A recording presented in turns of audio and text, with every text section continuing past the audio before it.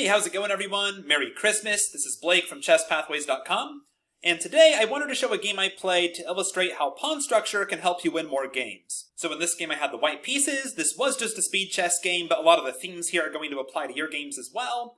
And we're going to be exploring a healthy majority versus a crippled majority pawn structure here. So I had the white pieces against a 2100 player. We get a Caro-Kann, the classical variation, and black chose this line with knight f6, and e takes f6. Now, some players do play this way. There are some, titled players who like this line. It's never really been considered the main way to play because black does get these double pawns, and we very quickly arrive at this pawn structure where white has a healthy 4-on-3 over here on the queen side, and black has a crippled 4-on-3 over here on the king side. And in my personal opinion, I don't feel like black gets enough compensation to willingly go for this. I think of other openings where black willingly accepts this imbalance. For example, the most famous is probably the Berlin defense, totally different opening. Out of a Ruy Lopez, for example, if we look at some of these pawn structures, or sorry, not a6, knight f6, castle, knight takes e4, d4, and we get the same pawn structure here, actually kind of reversed a little bit, where white has a healthy 4-on-3 on the king side, black has a crippled 4-on-3, but here at least black can claim they have the bishop pair. Another example is the exchange Ruy Lopez. After, e4, e5, knight f3, knight c6, bishop b5, a6, takes. Same kind of thing. After white plays d4 and these pawns get traded off, we're going to have the same kind of situation. But again, at least black has the pair of bishops to kind of compensate them for this worse pawn structure. In the game, black doesn't really get that in this Caro-Kann line with knight f6. So let's see how the game goes. So I played c3 here, bishop d6, bishop d3, castle, queen c2. This is a common plan for white in this line, just to immediately attack the h7 pawn and kind of see how black wants to defend it. One idea is if they play g6 to stop your threat, now you can switch to full-out attacking mode, castle long, play h4, h5, all the typical ideas. And if they play h6, then you can play more positionally, kind of like what you're going to see in the game. But in the game, black threw in rookie h-check first, that's fine, knight e2. And now black played h5, and I can't say I'm too familiar with this move. I thought that h6 and g6 are the two main moves. Kind of curious here, actually, this is the first time I'm taking a look. How often does black play this move h5? Okay, it's actually a serious choice here, almost as popular as g6. So we'll have to do more research into that. Also, king h8 is a try, and I know that's a move as well. Just, black's saying they're going to trap the bishop if you take on h7. Right, this kind of idea. But okay, in the game, black chose to go for this line with h5, and I simply castled short and thought, I'm just going to play this positional game. I'm not going to try to mate black. I'm just going to count on my better pawn structure to give me an advantage. So let's see how the game goes. Knight a6. I was more worried about queen c7 here. That's the only real challenge black can really pose to me right now, is trying to attack my h2 pawn, and then I would have to decide, do I want to play g3 and possibly allow, h4 ideas? Do I play h3? How do I want to handle that?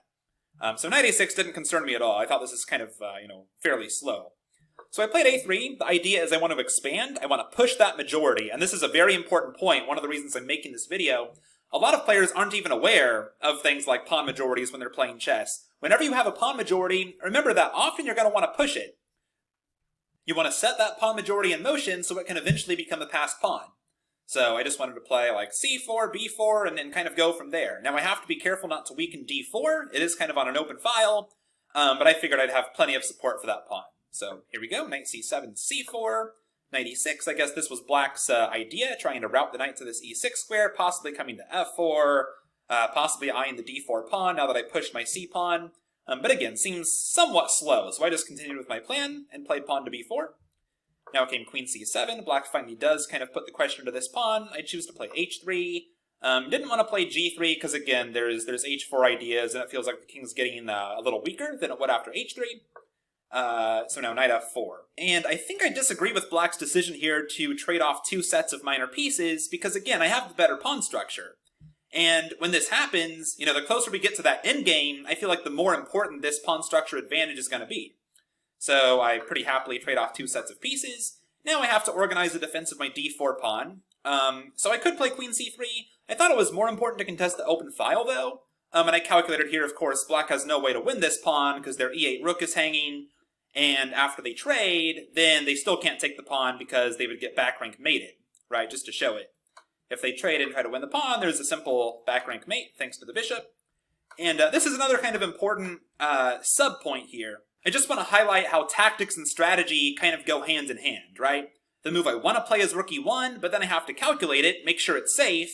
I see my d-pawns hanging, but then I find the tactical justification to make this move work, that this pawn actually is kind of tactically defended by this back rank mate idea, and then I can play the move that I want to play instead of kind of bowing to my opponent's threats and playing a move like queen c3. That's a safe move, of course, but you really want to push your own agenda whenever possible, but you have to have the tactical justification to do it, always making sure every move is safe.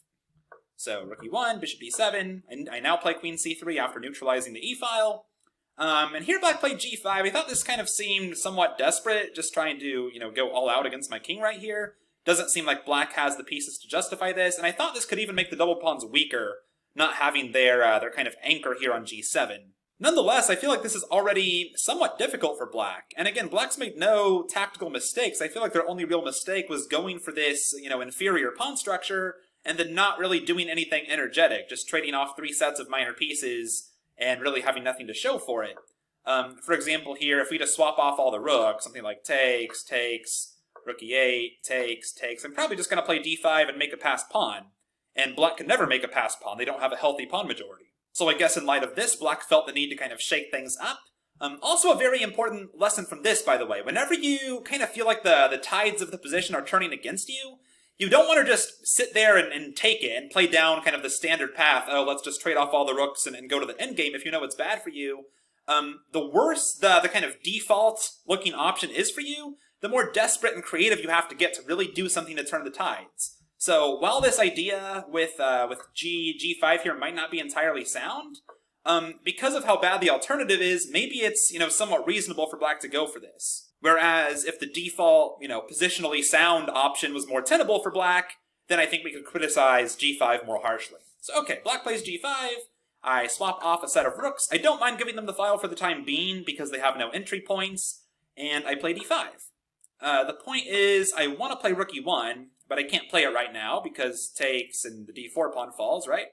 Again, always calculating, right? Tactics are the servant of strategy. I think a lot of players see calculation only in the context of like, tactics trainer-esque kind of positions where you're calculating the win of material or a forced checkmate. Calculation happens every single turn, even to justify your simple positional moves. So d5, black goes ahead with g4, takes, rook e1, takes, and g3.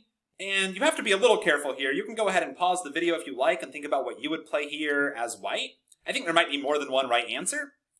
The important thing is that you don't fall for any kind of tactic here, right? With like takes and queen d4. Again, if you ask what your opponent wants to do, you look for all their checks, captures, and threats. Hopefully you would see that and not take the g3 pawn. But I figured out I can simply save the bishop, get out of this tactic, and now what for black? Now this pawn really is hanging. And if they take, we probably have to trade queens because I'm hitting the a7 pawn, which is great for me. I'm happy to play the pure bishop ending with the better pawn structure.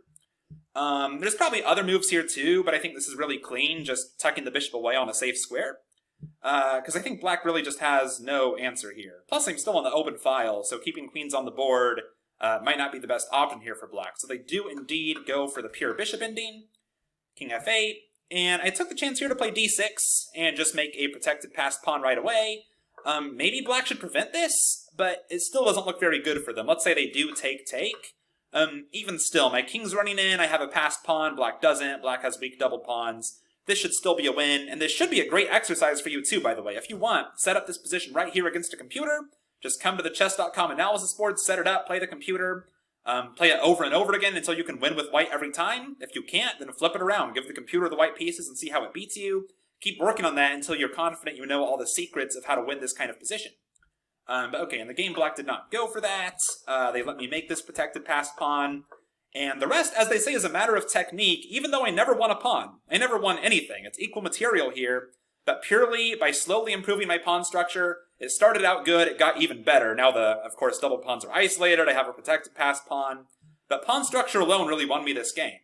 Black kind of had the onus on them to do something about it. They never really did. They just traded everything off, and the endgame is winning here for white.